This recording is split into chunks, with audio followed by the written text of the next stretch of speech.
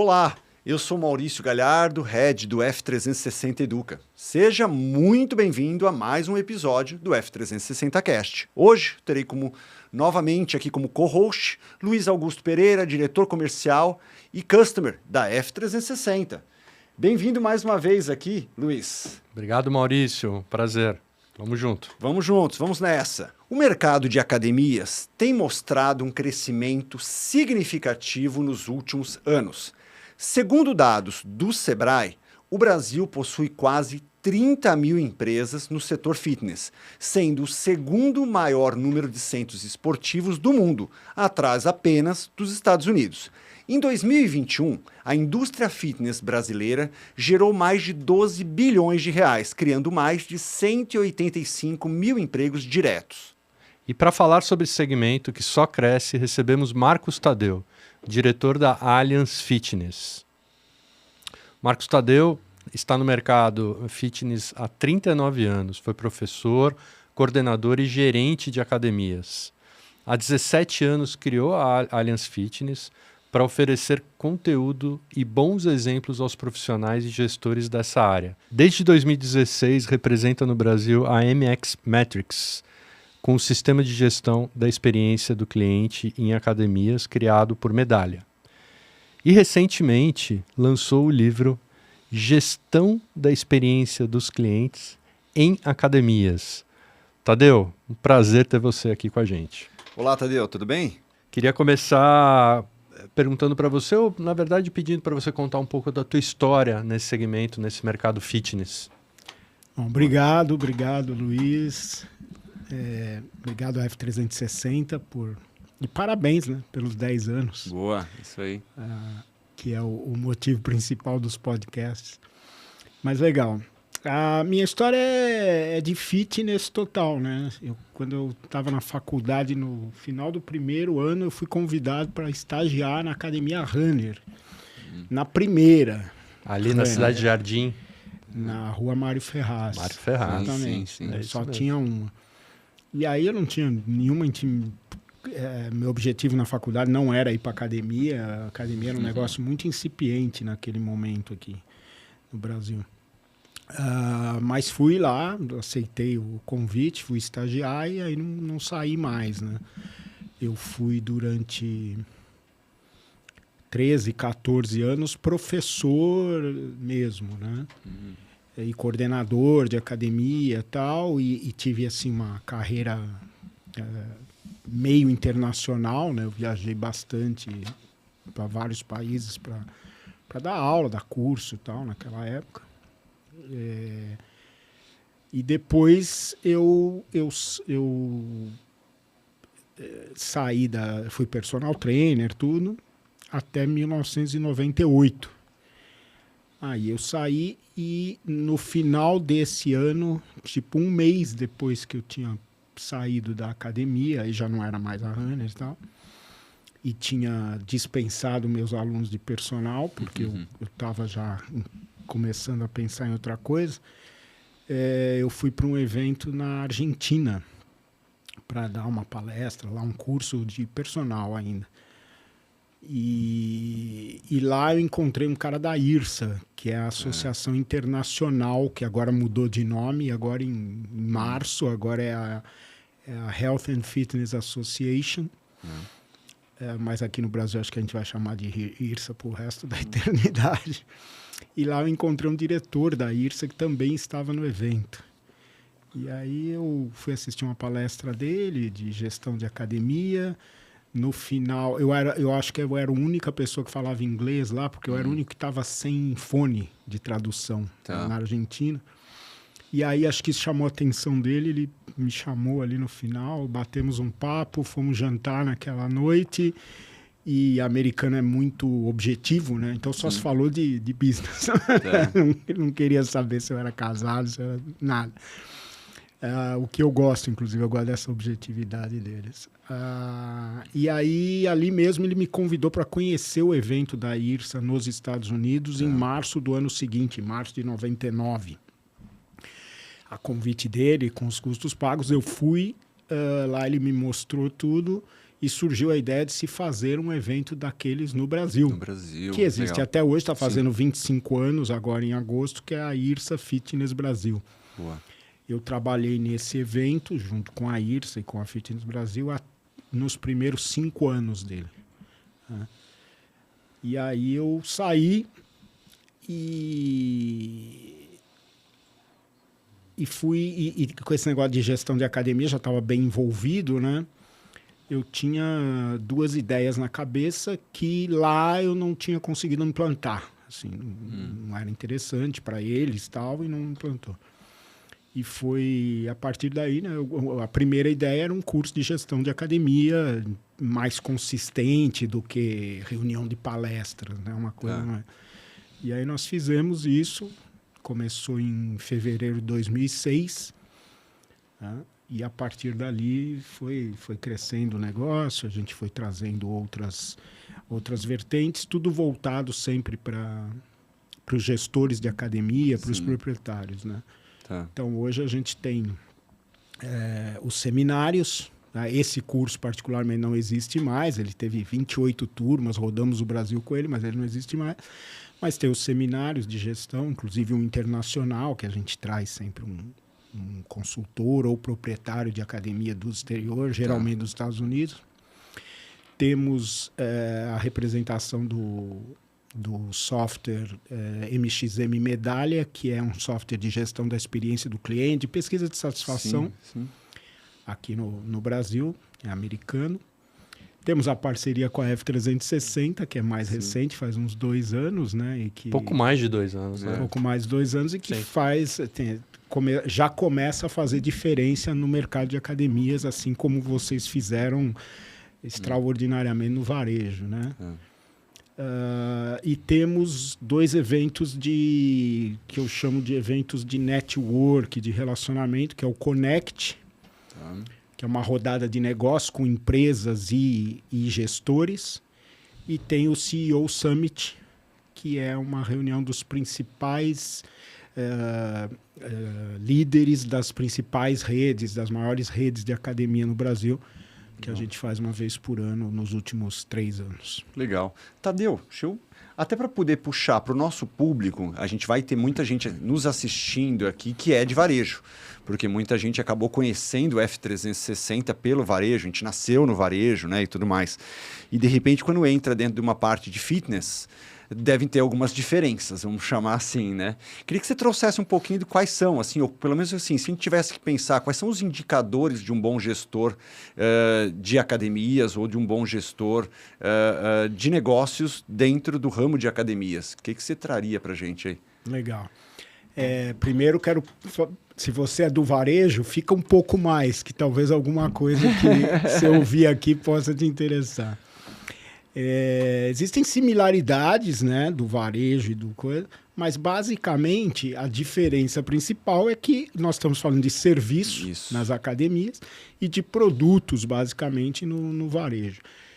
Embora é difícil hoje em dia, né, isso se fala há bastante tempo, né, as pessoas não compram os produtos, ela compra o serviço que o produto oferece, né? Então é cada vez mais difícil separar. Mas basicamente a principal diferença que você poderia ver do negócio de academia para outros negócios e para o varejo, né, é o seguinte, e mesmo para outros serviços. Desculpe. O cliente da academia, ele vai 2, 3, 4 vezes ou mais por semana consumir o que ele comprou. Né? É diferente do comprar um perfume na loja. Você pode comprar a cada 3 meses, 6 meses. Um batom, a mulher compra com mais frequência, mas é um mês ou mais, né, de diferença. E a pessoa volta lá e tal. Na academia, não. Na academia, o cara compra. Geralmente, ele paga com uma certa antecipação, mas aí existem modalidades diferentes de pagamento, não necessariamente, e ele vai consumir algumas vezes por mês. Sim. Né? Então, essa é a principal diferença. Aí, falando de indicadores, eu gosto de pontuar e eu gosto de simplificar as coisas. Porque se você pegar um consultor de academias mais ligado em indicadores, como tem alguns tal, e que eu recomendo para todo mundo que vai montar uma academia, vai entrar num negócio de academia, contrate um consultor e um arquiteto. Porque faz toda a diferença. O dinheiro que você que você investe ali é uma economia triplicada em relação ao que você vai errar se você fizer sozinho. Ou uma franquia, né, Tadeu? Ou uma franquia... Que poderia, talvez, substituir essas duas figuras. Com algumas ressalvas. Com algumas ressalvas, ok. A gente chega nas ressalvas, mas tudo bem. Então, assim, você pegar um consultor, né, de indicadores não, um consultor financeiro, ou um consultor de academia que vai lá, ele vai te dar uma série de indicadores, tal, e todos são importantes. Mas eu gosto de simplificar a coisa. Você tem o que eu chamo dos indicadores do passado, sem ser pejorativo isso, né? Nas academias, que são vendas, a quantidade de clientes novos que você adquire a cada mês, né? A cada período. Renovações, quantos desses clientes, quando acaba o plano deles, seja de que extensão for, eles renovam. E esses dois relacionados, obviamente, o churn, né? Quantos você perde, né? Então, isso eu chamo de indicadores, eles são importantíssimos, óbvio. Por isso que eu não estou falando que não é pejorativo, mas são os indicadores que eu falo do passado. Quais são os do presente e do futuro, no meu entender? E qual é a diferença?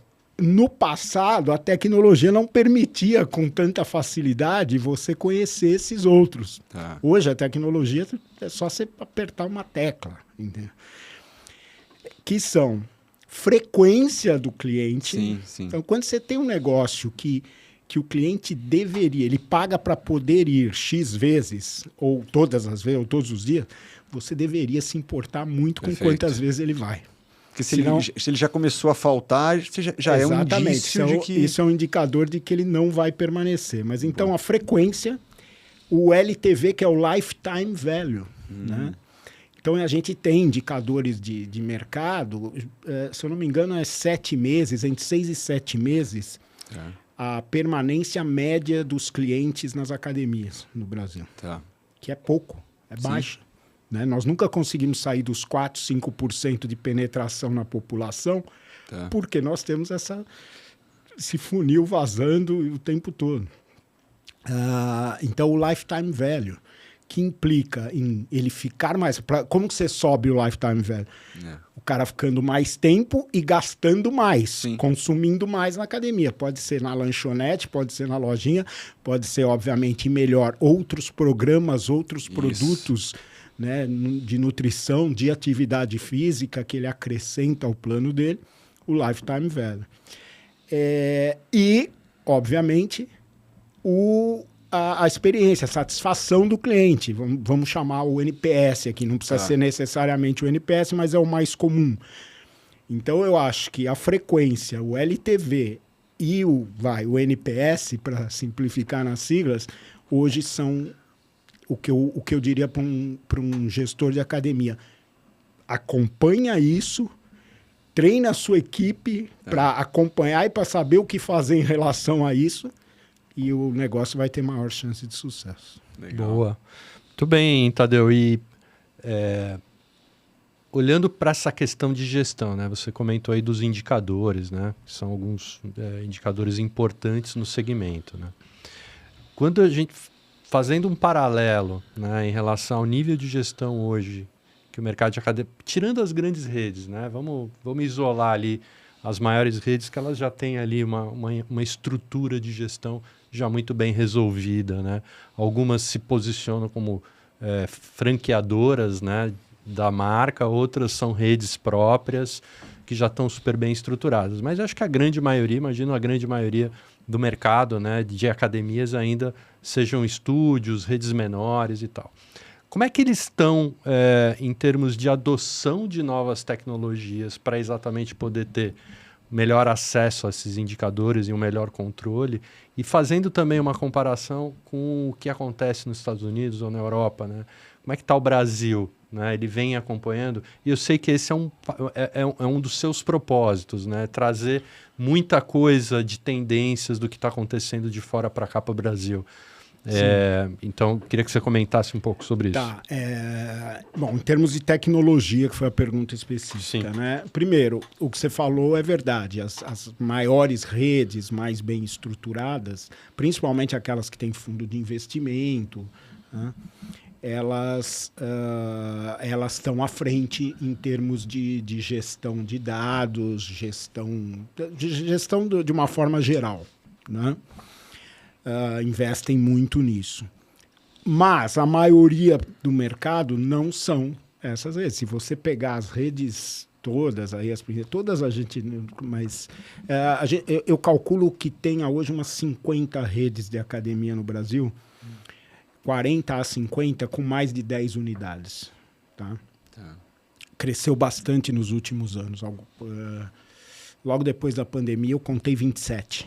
Então, é óbvio que você perde na contagem, você não sabe uma que nova e tal, mas já deu uma diferença boa. Praticamente dobrou. Mas mesmo essas redes, elas estão aproveitando um momento agora do mercado, essas menores, que é muito positivo. Ano passado foi muito bom. 2022 começou a recuperação depois da pandemia. 2023 foi muito bom. 2024 está sendo bom. O mercado está aquecido. Então, essas redes menores, elas estão aproveitando para ocupar espaço, e para ganhar terreno, para ganhar participação.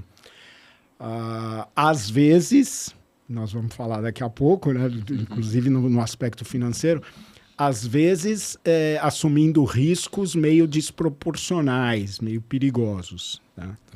Mas a gente fala disso. Em termos de tecnologia... Portanto, tirando as principais ali, as maiores, as mais bem, né, as que tem back, né, de estrutura, dinheiro, de estrutura. Eu tenho uma história legal aí para contar, que é dos Estados Unidos. Há muito tempo atrás, e isso no Brasil é mais recente, mas há muito tempo atrás, isso foi em 2002, eu conheci um proprietário de academia lá nos Estados Unidos, ele tinha 5 unidades, academias relativamente grandes, e ele tinha acabado, assim, um mês antes de vender o negócio, vender assim, né? Vender uma participação, um fundo entrou e vamos crescer, né? Era no mercado, era o momento do mercado que a gente está agora, eles estavam vivendo isso lá em 2000, final dos anos 90. E aí ele me falou uma coisa, eu falei, como é que foi isso, né? Deve ser uma loucura. Ele falou, olha, é uma loucura, mas foi um aprendizado instantâneo de gestão. Eu falei, como assim? Ele falou, na primeira reunião que eu fiz com eles, depois de assinar o contrato, a primeira reunião, eles me falaram o seguinte, bom, então nós vamos contratar alguém, e estava a pessoa do RH lá, e já olharam para ela e falaram, vamos contratar um vice-presidente financeiro, um de operações, um de tecnologia, um de recursos humanos, eram 5, eu lembro que eram 5. E ele falou, Tadeu, eu construí o meu negócio, como é o caso no Brasil da maioria das academias. Eu construí o meu negócio, sozinho, minha mulher me ajudando. E chegamos aí nesse tamanho, de 5 unidades, tivemos sucesso e tal. E aí, de um dia para o outro, a estrutura, eles queriam mudar, e eles estavam totalmente certos. Né? A velocidade que o negócio adquiriu após eu ter esses 5 pessoas para me ajudar na coisa, ele continuou como CEO. É o processo de profissionalização, né? Profissionalização instantânea, né? Que é o que os fundos normalmente fazem. Muito bem. Então, assim, as outras academias, a maioria no Brasil, ainda está adotando a tecnologia meio mais devagar do que eu acho que poderia ser. Por isso que nós criamos, você teve lá, acho, ano passado, né? O Gym Technology Conference, né? Esse ano vai ser o segundo, em outubro, no dia 19 de outubro. Um seminário de um dia só de tecnologia de gestão para academias, não tecnologia do cliente, né? Do consumidor. Por isso, para que eles possam conhecer as tecnologias mais importantes que já existem aí e tomar decisões. Essa cabe para mim, essa não cabe e tal. Mas a adoção ainda é um pouco lenta. Em parte porque agora nós estamos num momento muito bom do mercado, mas ele é cíclico, né? Então, muitas das academias, é aquela famosa academia de bairro, que é o que a gente chama de middle market, elas estão desaparecendo. Elas estão ficando entre as low cost, que são essas mais baratas de grande volume, né? E as semi-premium e premium, são as academias que têm um custo mais alto, um serviço mais próximo. Então, o middle market, ele sofre ele tem sofrido muito na última década financeiramente. E aí fica mais difícil tomar a atitude de vamos adotar essa tecnologia. Mas, assim, olhando geral, a adoção está sendo boa, embora mais lenta do que poderia. Sim. Mas eu te faço o seguinte, 20 anos atrás, as academias não tinham software de gestão, que vocês chamam de PDV. Tá. Software de gestão básico para fazer matrícula, controlar as turmas, né? Tá. O CRM, eles não tinham. Hoje já é... Provavelmente a maioria das academias já utiliza algum dos principais softwares aí do mercado. Tá.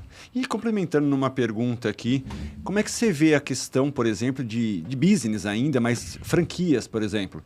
Né, a gente tem aí eu vou chamar com todo carinho aqui, mas de uma invasão de redes, vamos dizer assim, ou você vê desse jeito ou diferente, queria que você me corrigisse aqui também, mas um número grande de marcas surgindo de franchise, né, de franquias de academias.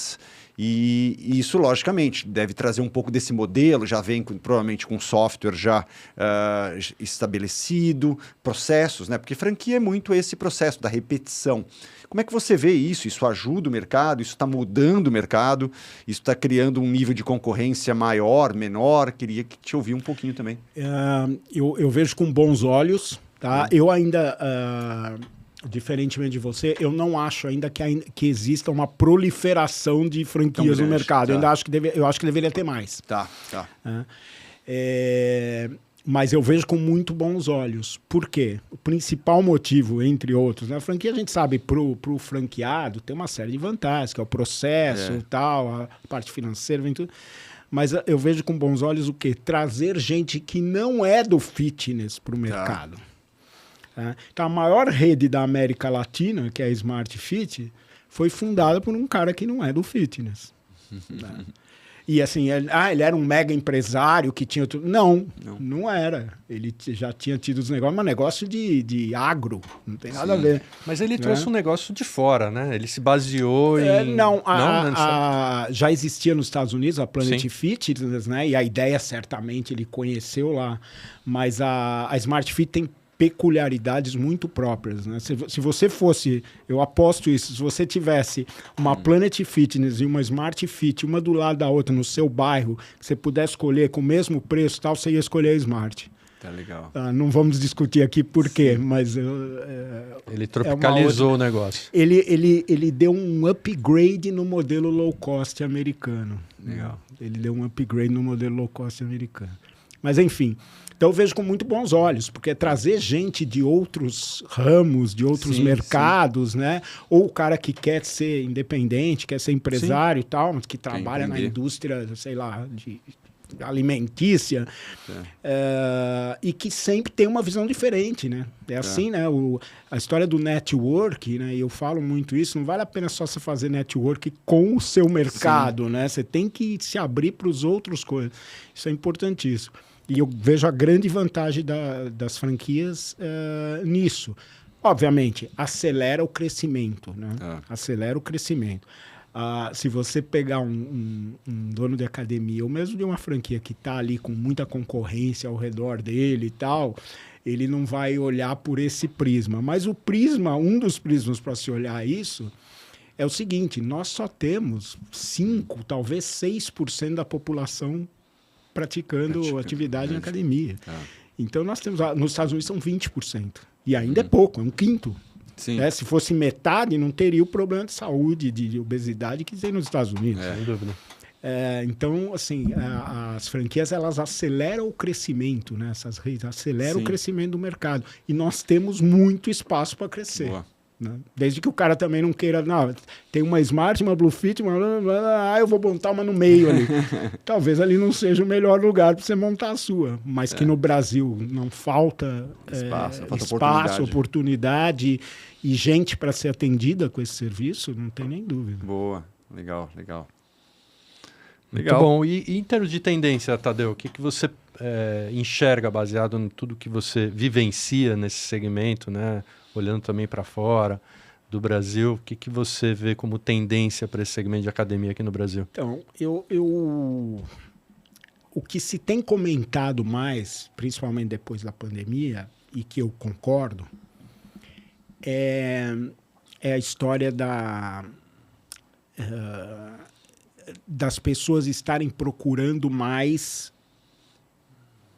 cuidar da saúde, né, e estão considerando exercício. Apareceu durante a pandemia, né? A pandemia acelerou essa porque na pandemia um monte de gente que não levava o exercício muito a sério ficou ouvindo durante quantos meses? Um ano, mais de um ano, que as pessoas que tinham o hábito de se exercitar tinham menos risco de pegar não, né? Mas de ter a doença mais grave, né? De ficar mais grave. As pessoas ouviram isso e acho que acreditaram, né? Naquela situação toda. Em casa mesmo ali já. Nós do Fitness a gente fala isso há muito tempo, mas ali as pessoas viram na Rede Globo, em todas as mídias o tempo todo falando isso, né? E com estatísticas até. Então esse momento aí, realmente as academias começaram a receber mais gente. Como as coisas nos Estados Unidos andam mais rápido, as academias lá já estão oferecendo, eu fiz até um vídeo esses dias, o que eles estão chamando, vocês conhecem bem o SaaS, Software as a Service. Agora tem o GAAC, o GAC, que é Gym as a Clinic. É o mesmo princípio ali. É Gym as a Clinic. Exatamente. Então, as academias como a Equinox, a Lifetime Fitness, que são redes premium e semi-premium nos Estados Unidos, elas estão colocando espaços dentro da academia que são meio clínicas, assim, ou seja, eles têm médico lá, e eles fazem essa ponte entre os programas de fitness e os testes laboratoriais, tudo, e algumas ofertas que são da área de saúde, da área médica mesmo, né? Recuperação, fisioterapia. Então, essa aproximação com a área de saúde está mais forte. E essa é uma tendência que se fala muito tal. Legal. Uma que não se fala tanto e que é o que eu falei agora há pouco, né? Esse negócio de olhar para os outros mercados tal. Todo ano, no início do ano, ou no final do ano anterior, em dezembro mesmo, o American College of Sports Science, ele já há 18 anos, acho que foi 18º esse ano, ele lança um relatório das 20 principais tendências do fitness para o ano que vai entrar. Tá? E sempre dá um maior buchicho no mercado de fitness, nas academias, entre os profissionais. Não, é mesmo, eu falei, aquela história. Mas eu acho que está na hora dos gestores de academia e dos profissionais de fitness começarem a olhar para as tendências de consumidores. Que empresas, institutos como Gallup, Accenture, né? Euromonitor, que é da Europa, eles publicam também. E eles fazem pesquisas muito segmentadas, muito sérias, muito profundas sobre o comportamento dos consumidores. Tá. Então, por quê? Porque assim, você falar que HIIT ou que treinamento de força é uma tendência para 2025, 2024, legal. Mas isso só faz sentido para quem já é do fitness. Para quem nunca foi numa academia, não treina nada, está sedentário, está parado, cara, não faz sentido. O que faz sentido é você entender, por exemplo, eu vi um relatório do Euromonitor recentemente, que as pessoas estão, por causa de... o nível de estresse aumentou muito, né, nas populações depois da pandemia. Por causa da pandemia, da inflação que surgiu no mundo inteiro depois, né, nos tempos seguintes. Como pagar as contas na academia, durante a pandemia, como viver na pandemia, né? Excesso essa divisão política, né, que no mundo inteiro está cada vez mais, né, mais dividido. Bipolarizado aí, né? As duas guerras que surgiram depois da pandemia. Então, tudo isso, né, tem gerado um nível de estresse. Então, 73% dos europeus, na pesquisa deles, declaram que o estresse está influenciando no dia a dia. Né? Está prejudicando o dia a dia. Então, esse tipo de coisa. E aí, qual é uma tendência que eles mencionam? A tendência de procurar momentos de se sentir bem, momentos de alegria. Então, esse tipo de coisa, fala, Tadeu, mas e daí? E daí? Onde você... e conexão humana. As pessoas estão procurando mais conexão humana, né? Começando a duvidar de que a conexão com a rede social seja a mais importante da vida dela. Pô, um lugar onde você tem momentos de alegria, de se sentir bem e conexão humana é a academia. Boa. Né? Nos grupos de corrida, nos grupos de ciclismo. Exato. Então, assim, não é muito difícil fazer essa ponte. Só que se ninguém falar a respeito, o cara se perde na procura das vendas, das renovações e de tudo, e ele não faz essa ponte no negócio dele, o que ele poderia estar oferecendo, talvez. Né? E isso tem tudo a ver com experiência de cliente, com satisfação de cliente, vamos dizer assim, né? O que tem de novo, assim, vamos dizer, até puxando um gancho até do que o Luiz tinha perguntado com relação à tendência também, né? Atualmente se vê mais, se olha mais para esse ponto. Você até elencou aí também os indicadores do futuro, e eu adorei aqui, você usou até o NPS, mas não é necessariamente um NPS, mas só para ter como base o índice de satisfação. Você percebe um caminho para se observar mais, ou tentar levar na academia, trazer na academia um nível de experiência melhor? Como é que você vê isso? Eu vejo e acompanho, né? Porque a gente tem o sistema lá, nós já temos mais de 250 mil pesquisas feitas aqui no Brasil com clientes de academia. Então, e assim, no meu acesso eu consigo juntar tudo né? Eu consigo ver tudo junto.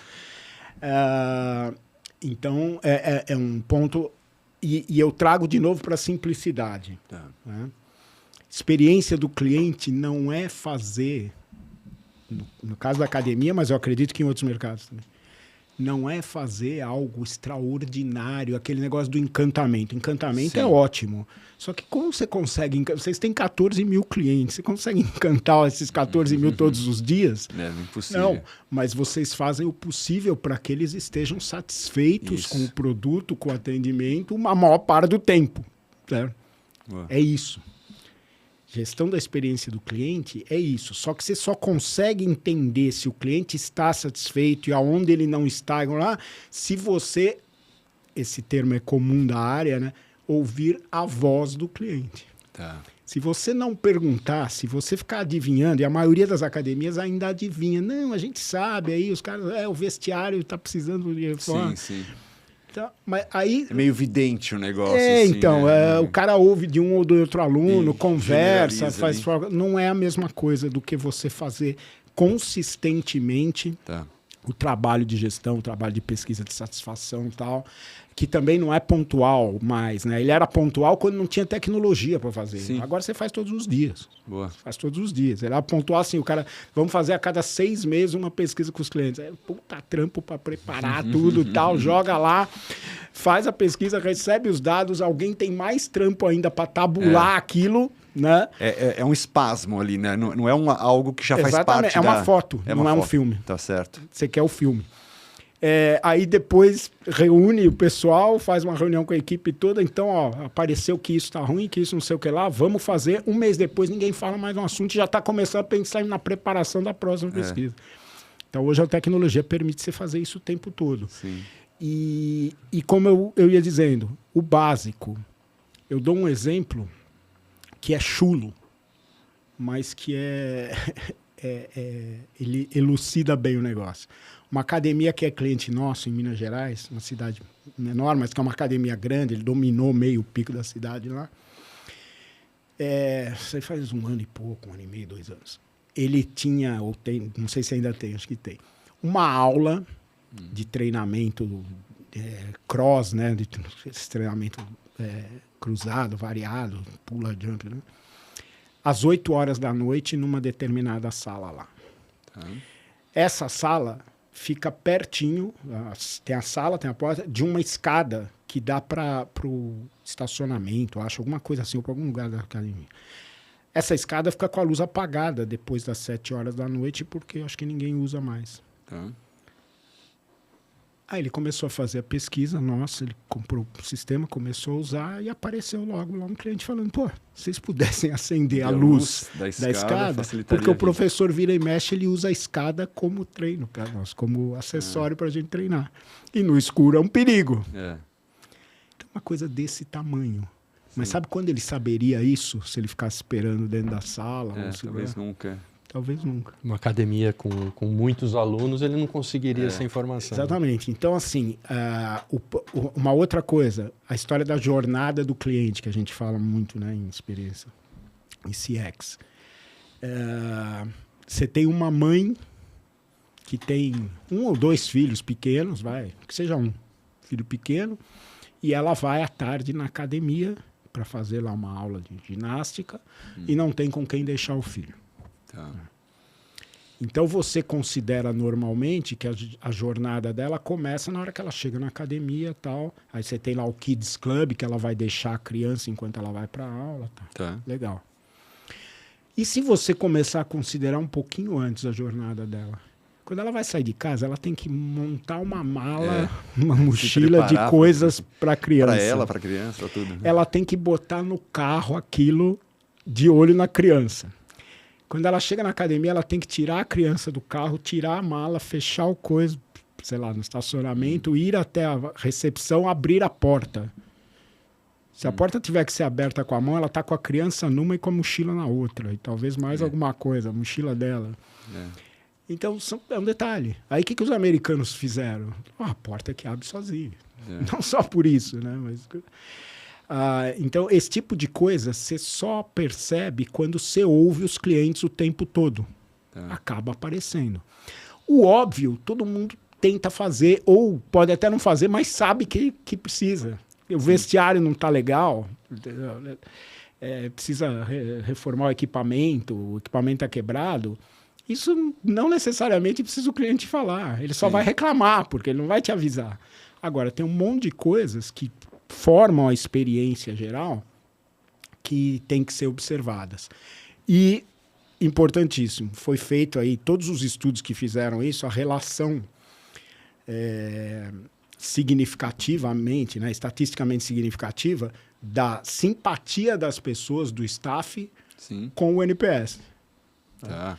Então, no nosso modelo de pesquisa, existe um módulo inteiro de simpatia. Simpatia do professor da piscina, do professor da musculação, da recepção, da manutenção, da limpeza. Ou seja, simpatia impacta diretamente em satisfação. Impacta diretamente na satisfação. Legal. Tá? E simpatia, ao contrário do que as pessoas pensam, é treinável. É treinável. Assim, tem gente que é mais naturalmente e tal, mas é treinável.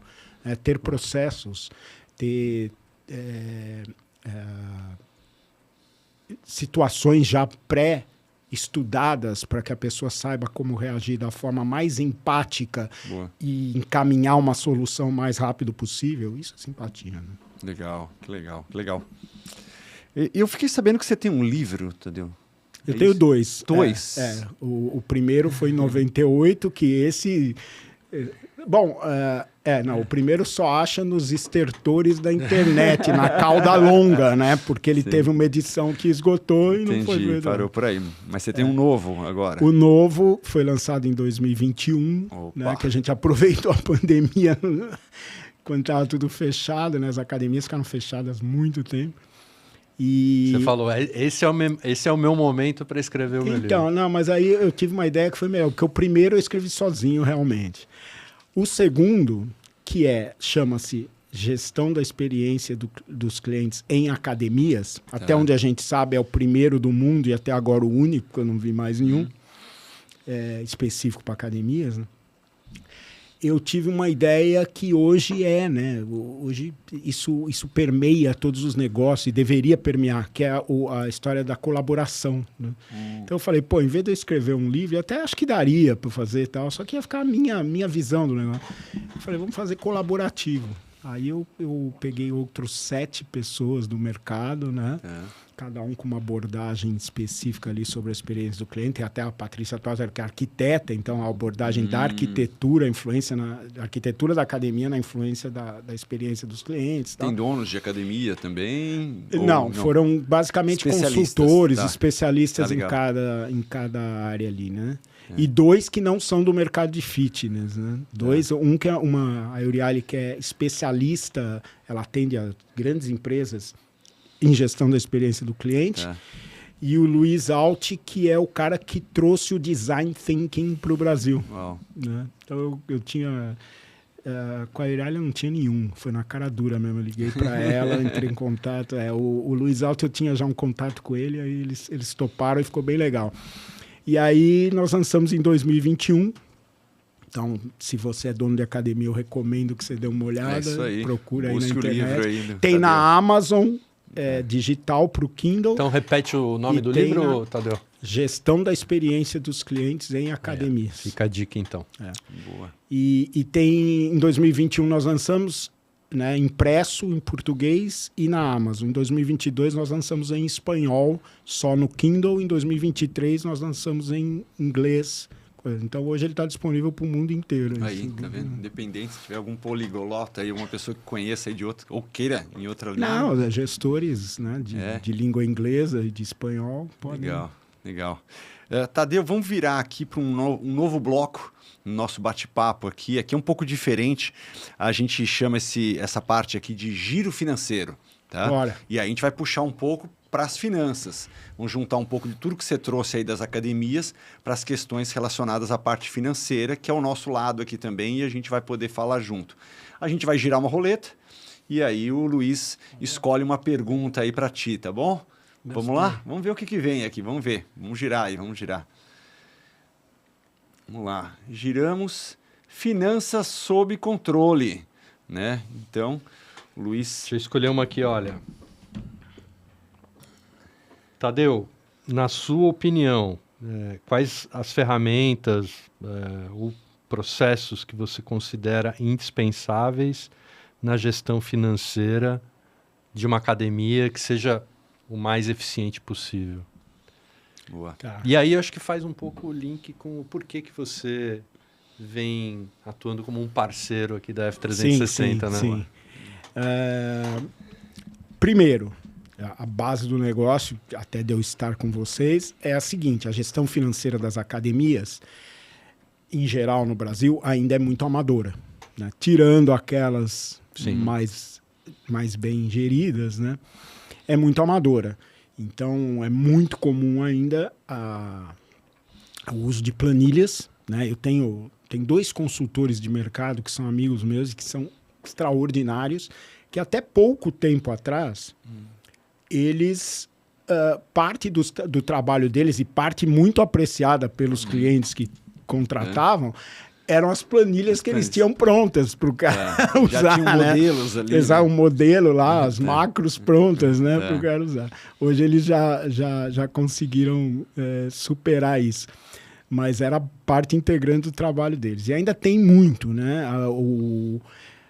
A maioria das academias é gerida por profissionais de educação física, né? O cara teve o sonho dele lá, construiu, pegou dinheiro da família lá, conseguiu montar a academia dele e não tem formação em negócios, né, em gestão, e a partir do momento que você monta um negócio, uma academia tem uma operação estressante, todos os dias, né, um monte de gente, você fica com menos tempo para aprender o que você deveria. Você acaba aprendendo só na raça mesmo, só levando na cabeça. No erro, né?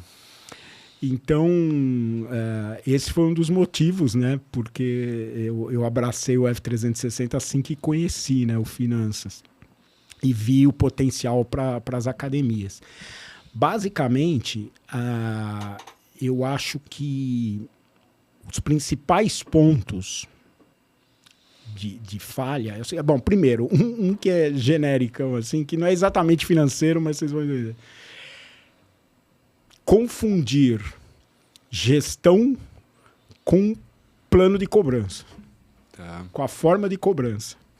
Então, hoje, existe um monte de jeito de você pagar a academia. Tem recorrência, né? Tem plano anual, tem plano semestral, tem trimestral, tem mensal com recorrência, mensal sem recorrência, cartão de crédito, etc. Então, às vezes, o cara que não tem, ele escolhe 1 ou 2 planos lá e o negócio começa, né, a crescer um pouco e ele acha que resolveu os problemas dele. Né? Não, e ele precisa ampliar também as formas de pagamento, né? Os meios de pagamento. Se ele depende. Se ele colocar só um boleto lá, é capaz dele perder oportunidades, né? Mas depende do modelo de academia. Então, por exemplo, você fala as maiores redes hoje são as redes low cost, né? Porque é o modelo mais barato, tal. Eles têm, eles captam muita gente. A maioria delas só tem uma forma, que é a recorrência. É o cartão recorrente. Exatamente. Por quê? Porque aí é usar a tecnologia para tirar trabalho do dia a dia. Sim. Não dá para você ter 4, 5 mil clientes, vender 800 por mês e ficar fazendo boleto para um, cartão para o outro, recorrendo lá.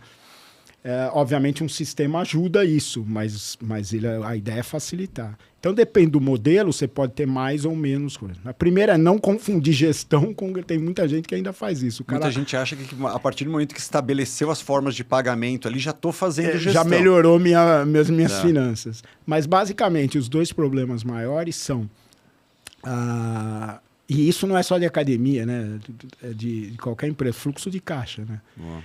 Aquela história de...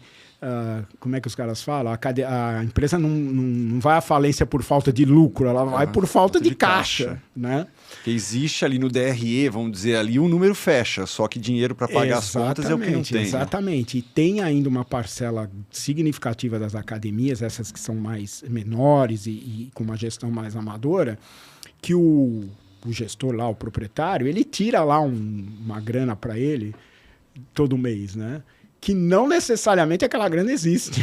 Né? Ela está ali no banco, mas isso não quer dizer, se você analisar financeiramente, se realmente que aquilo é lucro mesmo, por exemplo, que aquilo é resultado. E isso acaba misturando pessoa física com jurídica. Como isso é muito comum, né? Isso é muito comum.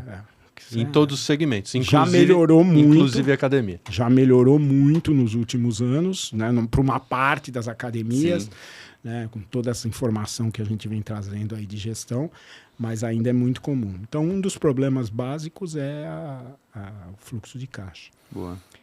Que eu acho que é talvez o mais importante. O outro, e que foi o que levantou a minha orelha quando eu conheci o Finanças, né? Ninguém mais usa... As academias eram o lugar onde você usava seu talão de cheques no passado. Tá. Você ia lá e deixava 10 cheques, 6 cheques, 12 cheques. Né? Tá. Não existe mais. Boleto não faz mais sentido para a academia, faz sentido para um produto. Você compra no Mercado Livre e vê o boleto lá. Mas o cartão de crédito dominou, né? Os cartões, os pagamentos eletrônicos. E aí surgiu esse problema das academias, né? De como controlar esses recebimentos dos cartões de crédito com as adquirentes e tal. Então, a maioria das academias tem uma adquirente só, já por medo de que se eu não consigo controlar uma, como é que eu vou controlar mais de uma? Você fala com qualquer gestor de academia sobre isso e ele vai te falar, não, eu não tenho certeza que eu recebo tudo que eu deveria, que foi vendido, né? E muito menos de que a taxa foi respeitada. Eu não fico fazendo cálculo. Tem alguns que falam assim, não, eu tenho uma pessoa só para isso. A tal da conciliação. Né? A conciliação com as adquirentes. Então, tem alguns que falam, eu tenho uma pessoa só para fazer isso, então eu estou tranquilo. Realmente deve estar mais tranquilo do que a maioria. Sim. Mas, primeiro, eu tenho pena dessa pessoa. E provavelmente essa pessoa não faz com tecnologia, deve fazer no Excel, ali na raça. Comparando as telas, né? Uma tela da adquirente, a outra tela do sistema venda, tal, e aí no dia seguinte a tela do banco para ver se entrou, né? Nossa. Então, que é assim, é como você ter duas folhas de papel, uma tabela de um lado, uma tabela do outro, e você fica ali com a régua.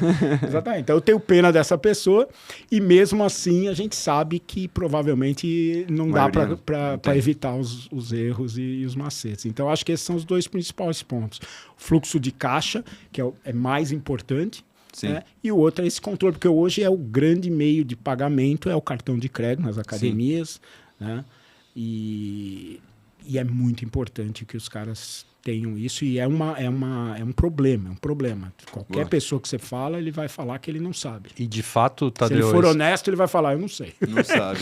e eu de acredito. fato, baseado nos históricos, né, que a gente tem aqui dos nossos clientes, independente do segmento, de 1,5% a 2% de todo o movimento de vendas através de recebíveis de cartão acabam deixando de serem repassados, né, pro empresário Sim. por conta de divergências, né, de taxa e outras questões relacionadas às adquirentes. Então, esse processo de conciliação, de fato, é fundamental. Sem Fica dúvida. muito dinheiro na mesa. Como eu disse, foi o que me chamou a atenção quando eu conheci O quando Finanças, eu ouvi falar do Finanças, né? Porque eu conheci depois. Foi a hora que falou da conciliação das adquirentes. Eu falei, pô, isso faz sentido. E faz sentido para qualquer empresa que receba muito com cartão. Sim, Né? sim. Que hoje é a maioria dela. É, mais difícil de controlar, né? Fica mais... Exatamente. Tadeu, vamos endereçar aqui já para os nossos finalmentes, mas antes da gente terminar, a gente tem um quadro aqui bem interessante, que é o nosso quadro chamado Pit Stop, né? E só para explicar, a gente brinca sempre que é meio Marília Gabriela, né? A gente vai jogando a pergunta, ou a frase, ou a palavra, e você responde. Aqui a Vou diferença... responder que nem o Haddad. Que nem o Haddad, não. Taxar, Taxa. imposto. Não, e não precisa necessariamente responder em uma palavra. Você pode dissertar aí, fica à vontade, tá bom? Quer começar, Tá bom. Luiz? Vamos lá. Bora lá. Um mentor ou uma pessoa que te inspira ou te inspirou? É uma pessoa fictícia. Tá. O Ian Malcolm. Alguém sabe quem é o Ian Malcolm? Não sei. É o matemático do Parque dos Dinossauros. Sei, do livro e do você filme. falou e eu falei, eu conheço esse nome, né? Porque meu Ian filho Malcolm. assiste. E ele me inspirou, assim, definitivamente, isso é sério, né? Com a frase que ele usa tanto no livro quanto no primeiro filme, Life finds a way. É, Né? a vida arruma um Que- jeito, porque, né? porque os dinossauros eram todos fêmeas e o É. cara falava, não tem como reproduzir e tal, e ele fala Life finds a way. E eu dou sempre uma adaptadinha nela que é Business finds a way. É, Né? Então, os negócios, a gente no Brasil, a gente tem uma burocracia que não tem fim. Né? A vida do empreendedor, do empresário é um inferno. Mas a gente encontra um caminho. Né? E os empresários têm encontrado caminhos aí para... Então, isso realmente é uma coisa que... O meu mentor é o Ian Mal. legal, Muito legal. Uma próxima aqui, o melhor conselho que você já recebeu. Ou alguma frase, não precisa necessariamente ser uma pessoa que te passou esse conselho, mas alguma coisa que você ouviu em algum momento que você leva para a vida. Principalmente de negócios, né? Um conselho de negócios aí, de vida, não sei. Mas não foi um conselho exatamente, foi uma pergunta. Tá. Tadeu, se você tem essa ideia e convicção de que ela é boa e que vai dar certo, por que você não pega e faz acontecer? Tá. E aí eu larguei o meu emprego na época e fiz acontecer, depois de alguma reflexão. Então, eu Ué. acho que essa Legal. pergunta tocou lá no fundo e falei, não tem nenhuma resposta concreta para esse porquê, não. A não ser ir fazer, Mas né? não você pegar e fazer. Tá. Boa. Um sonho, Tadeu. Aí eu vou puxar pro fitness de novo. E vai parecer estranho. Meu sonho é que, no futuro breve, isso já começou a acontecer, os praticantes de exercício sejam o que eram os fumantes na década de 50. Tá. Você fala, porra. Ao contrário, É. né? Os fumantes na década de 50, eles fumavam em grupo, era cool fumar, Tá. era uma coisa super... Né, para pertencer, Sim, você tinha que fumar, praticamente. sim. Isso mudou, hoje fumar é quase proibido, É. né? E cada vez mais as pessoas que se exercitam têm esse sentimento de pertencimento. Tá. E eu vejo que no futuro breve, as pessoas que não se exercitam vão ter a mesma sensação que o fumante de hoje tem. De estar Entendi. isolado e não estar mais pertencendo. E o que se exercita vai ter uma certa admiração, uma questão de desejo, assim, eu gostaria de ser como ele, alguma Sim. coisa assim. As crianças, os adolescentes, né, começavam a fumar porque esse desejo de pertencer, né? Nos anos 50, a sociedade inteira era Sim. na base ali das festas com o cigarro. Agora, o cigarro não tem mais nenhuma influência dessa, né, nesse ponto de vista. E o meu sonho é que o exercício vai chegar. Não é nem um sonho, é algo que eu tenho certeza que vai acontecer. Tá, legal. E eu vou colocar mais uma aqui, um hábito diário. Que não vale ir para academia. Pô, esse não, né, Não Tadeu? vale, esse não, um outro, vai, pô. Não, vale sim, vale sim. Boa. Olha, para outro eu tenho que pensar, porque realmente esse é um hábito que eu adquiri. E aí as pessoas pensam, pô, é lógico, você fez educação física, você trabalhou o tempo todo com isso. Vive isso no dia a dia todo. Mas não foi aí que eu adquiri o hábito. Eu adquiri o hábito depois que eu já tinha parado e basicamente nos últimos 9 anos. Tá. Que eu tive um problema no ombro, que eu não sei nem de onde veio, e depois eu falei, não vou mais treinar de vez em quando, eu vou treinar todos os dias. Tá. Né? E aí virou o hábito mesmo, que hoje eu não Hoje abro mão de jeito nenhum. Todos os dias, Tadeu? Basicamente, ou 6 vezes por semana. Às vezes tem um dia de folga. Um dia de descanso. Para o organismo dar uma... Hoje eu fui, antes de vir para cá, eu fui para academia. Mudei o horário porque eu tinha que estar com vocês aqui. Melhora um pouquinho a endorfina ali, já dá uma chegada, boa. Legal. Agora, um outro. Ler, né? Eu leio muito. Eu nunca estou sem um livro, né, que eu estou lendo. Tá. Então, esse é um hábito também que é praticamente diário. Praticamente diário. Tá aqui, ó. Tá aqui, ó. Um livro para você citar. Pronto. Esse livro é daqueles, é que nem o meu primeiro livro, só nos confins da internet, na cauda longa, mas um amigo meu já achou. Ele é do Ikak Adizes e chama-se Corporate Life Cycles. Teve edição em português, o ciclo de vida das empresas. E por que esse livro mudou? Eu já estava no business, né? E ele mudou a minha compreensão de tudo praticamente. Ele fez toda uma abordagem, as pesquisas todas dele, de qual é o ciclo de vida de uma empresa típico, né? Então, desde que ela nasce, passa ele relaciona a infância, adolescência e tal, né? Até o auge, e aí no auge você pode se manter, dependendo do que aconteceu, ou você começa a fase, né? Uma curva de sino. E é fantástico o livro e ele me ajudou. Eu não sei se vocês já viram alguma coisa disso, mas eu tenho uma certa reputação no mercado de que eu falo umas coisas e elas acontecem depois. De vidente, de profeta. Né? Mas não tem nada de bola de cristal. O que tem é isso. Por exemplo, uma das coisas é marketing de verdade. O que é marketing de verdade? É olhar para o consumidor, olhar para o mercado. Né? É olhar para o marketing e não para o marketing. Né? E a outra é do livro, é olhar. Eu adquiri uma certa habilidade de olhar para uma empresa, ver o que está acontecendo nela, entender e ver, me parece que ela está por aqui. E se o livro estiver certo e ele é muito correto, ela deve estar indo para lá. Né? Para cima ou para baixo e tal. Você consegue ter essa leitura e as coisas acabam acontecendo. E aí aconteceu na história toda aí eu falar muito de rede de academia, eu vejo que está com esse problema, e a coisa acontecer. Mas é com base nos ensinamentos do Adizes aí. Boa. Para a gente encerrar e aí a gente encaminhar aqui para o nosso fechamento, queria te pedir, Tadeu, para você olhar para essa câmera que está aqui e mandar um conselho, uma dica, uma sugestão para quem estiver nos ouvindo, que pode ser, de repente, já um dono de academia, pode ser já um gestor dentro desse mercado, ou pode ser, de repente, uma pessoa que quer empreender, né? Existe algum conselho, alguma dica, alguma coisa que você quer deixar para essa pessoa? Tem vários, mas eu vou pensar. Bom, se você é gestor de academia, o meu conselho é procure melhorar a gestão de todos os aspectos do teu negócio.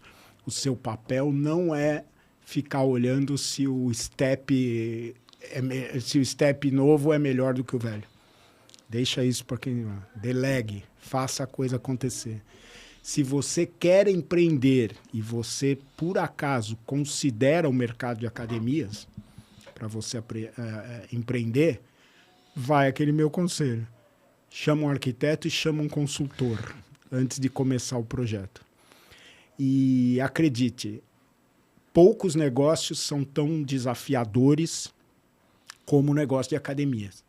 Eu falei aqui, estressante, a operação é pesada no dia a dia, mas poucos te remuneram tão bem do ponto de vista emocional e do ponto de vista de você se sentir bem com aquilo que você faz. Então, o conselho no final é o seguinte: se onde você está, você não está curtindo, lembre da pergunta que me fizeram e comece a agir. Boa, show de bola, Tadeu. Tadeu, quero fazer meu agradecimento aqui, primeiro pessoal, mas em nome também da F360. Show. Acho que tem coisas aqui, acho que tem muitas frases, muitas ideias, muitas histórias até que você trouxe aqui pra gente, que vão ser inspiração para muita gente aí que está nos ouvindo aqui, muita reflexão para todo mundo, né? Agradeço também aqui ao Luiz, que me acompanhou aqui na mesa, trazendo perguntas e tudo mais. E acho que é isso, Luiz. Algum ponto a mais? Nada mais. Obrigado, Tadeu. Obrigado pela presença. Obrigado, Maurício. Obrigado, Luiz. Isso pessoal aí. Do marketing, F360. E sucesso para nós. Bora. Né? Vamos colocar... Você viu que vocês não viram, né? Eu coloquei um comentário de alguma coisa recentemente que... Nós estamos indo para as 1000 academias. Nosso objetivo próximo, não o final. O próximo, as 1000 academias usando o F360. O objetivo é ajudar o empresário a ter uma gestão financeira mais eficiente através do F360. Sim. A gente dobra a meta depois. Sim. É isso aí. Exatamente. Boa, legal, Valeu. Legal. Então, vou agradecer aqui a todos que nos acompanharam, que assistiram mais esse episódio do nosso podcast. Lembrando que estamos numa série, né, comemorativa dos 10 anos da F360, né, e trazendo aqui para vocês o que a gente entende de melhor, né, para que você, ou como empresário, ou simplesmente como uma pessoa que quer realmente se aperfeiçoar no mundo dos negócios, possa ter bons insights. Pedimos que você nos siga nas nossos arrobas, né, nas mídias da F360, desde Spotify, YouTube, entre outros, né, e aguardem para novos episódios. A gente se vê em breve e peço para todos aqui, a gente vai fazer um tchau naquela câmera ali para todo mundo que está lá nos vendo. Valeu, pessoal! Obrigado!